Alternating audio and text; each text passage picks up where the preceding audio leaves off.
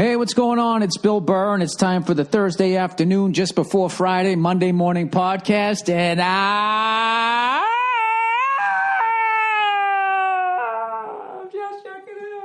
just checking in on you. What's going on? Let me do that like I'm falling off a cliff, and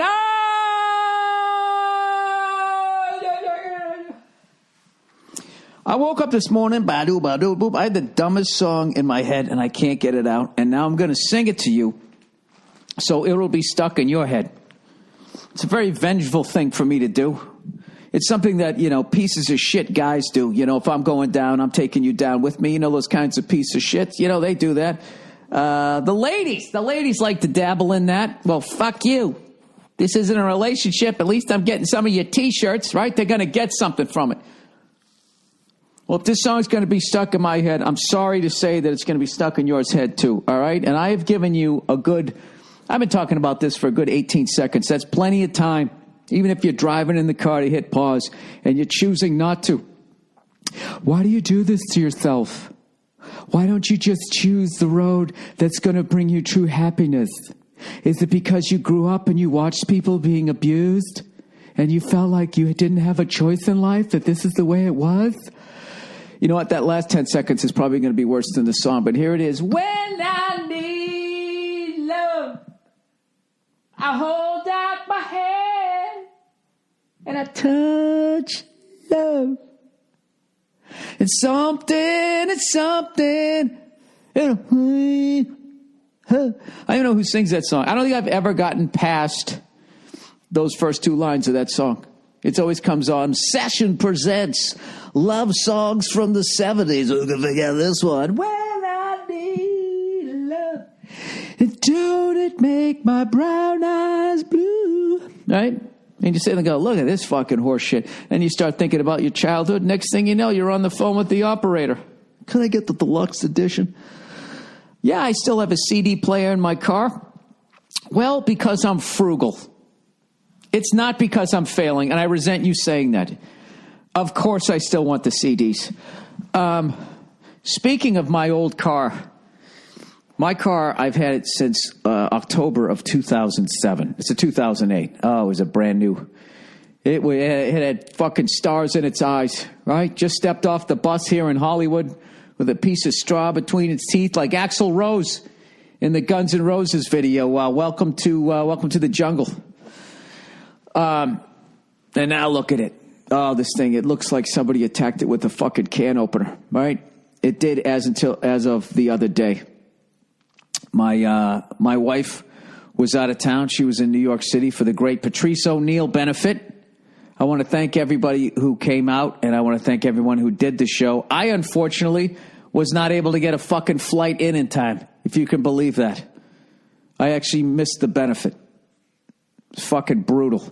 I had a flight out Saturday morning. And I believe that one I was on American Airlines, and they just gave me a call, and they were like, 1-800 number, and I went, hello, and they were like, hello, this is American Airlines informing you that flight 2913 has been canceled. You've been relocated. No, you might want to grab a pen. You have now been rebooked on flight number 1750 out of LAX on Tuesday, January 26th at 1:15 p.m. The benefit was on the 26th. I was supposed to be flying out on the 23rd. They pushed it 3 fucking days, and I was going to leave 4:15 East Coast time when the show starts at 7. So I'm like, well, that's not going to work. So I call up my travel agent, and so she got me a flight on JetBlue. 7:45 a.m. on Sunday, the 24th. So I'm like, no worries. All right, so I missed a day, no big deal, blah, blah, blah, blah, right?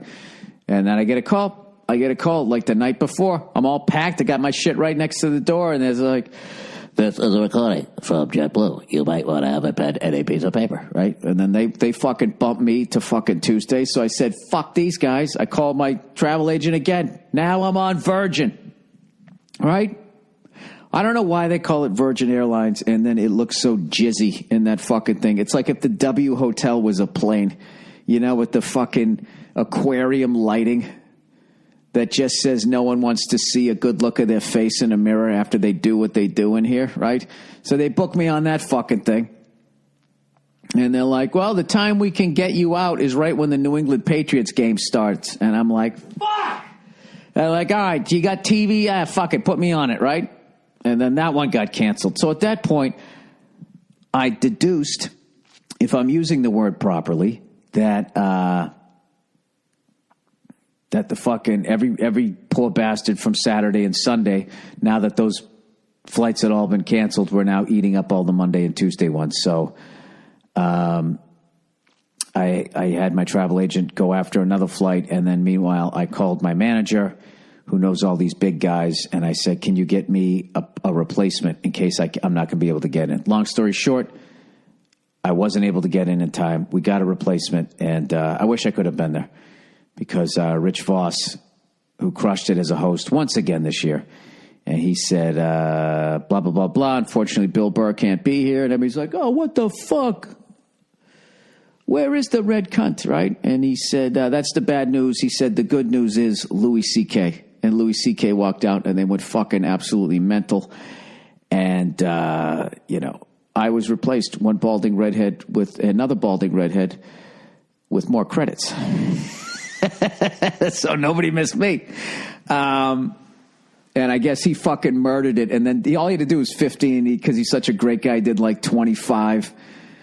And just fucking destroyed, and everybody had a great time. And somebody sent me a picture of everybody in the end coming out. Al Dalbeni flew in all the way from Sydney, Australia. That's another reason why I didn't want to reschedule, because this guy flew in from the other side of the fucking world. And who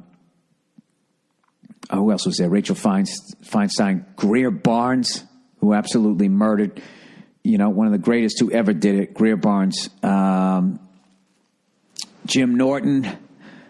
I don't have it in front of me. I wasn't there too, so I know I'm going to end up forgetting somebody. But anyways, everybody, Godfrey did it. Everybody fucking killed. And they had a great time. So anyway, so I was out here, and I was supposed to be in New York from Saturday until Wednesday. So nobody knew that I was out here, So I was just like, well, fuck it. I'm not telling anybody I'm here. And I just started handling a bunch of shit that I've been putting off for months, if not years. I did everything from get my last will together, when I die or whatever, make sure that everything goes to the people it needs to go to, so there's no fighting, hopefully. Which is actually, it's really morbid, but it's also fucking kind of cool.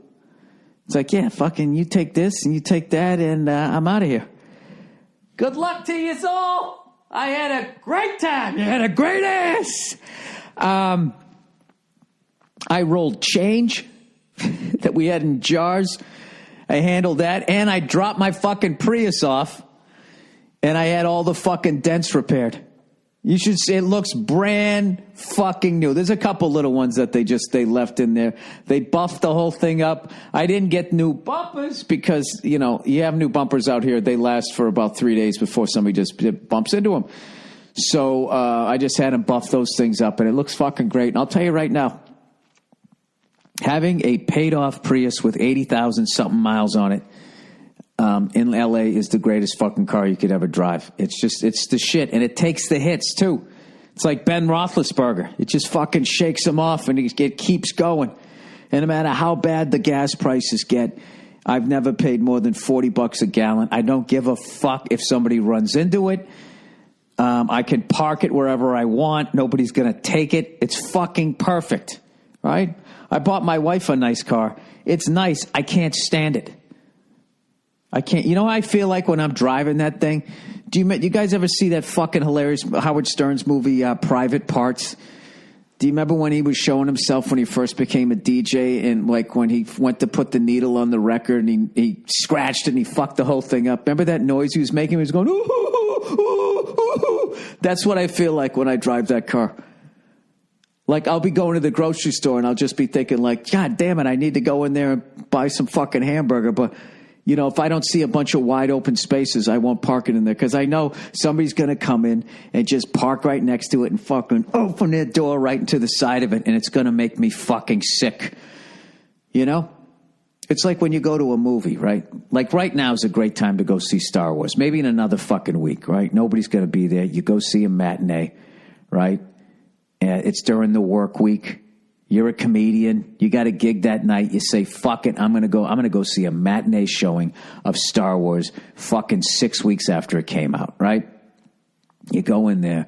There's nobody fucking there. You got your feet up. You're having a great time. It is fucking inevitable that someone's going to walk in during the fucking trailers. They're going to sit down right behind you and they're going to talk or munch popcorn fucking loudly, or they're going to be fucking dressed like Chewbacca and there's going to be getting hair in their mouth. They're going to be doing that the entire fucking time. It's the same way that is inevitable. If you park in a parking lot, some cunt, even if there's a bunch of fucking spaces, is going to pull in right next to you and they're going to open their fucking door right into it, And that's just regular people. Forget about out of shape people who they got to like put stress on their hinges of their doors to just make it wide enough, that's when you're fat. When you get like one of those Formula One fucking steering wheels that just pops out so you can get your gut out.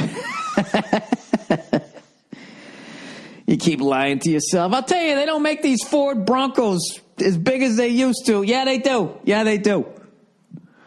They most certainly fucking do. So anyways, speaking of cars, dude, I saw there's somebody up the street, man. It's got a killer fucking car. It's one of those Volkswagen.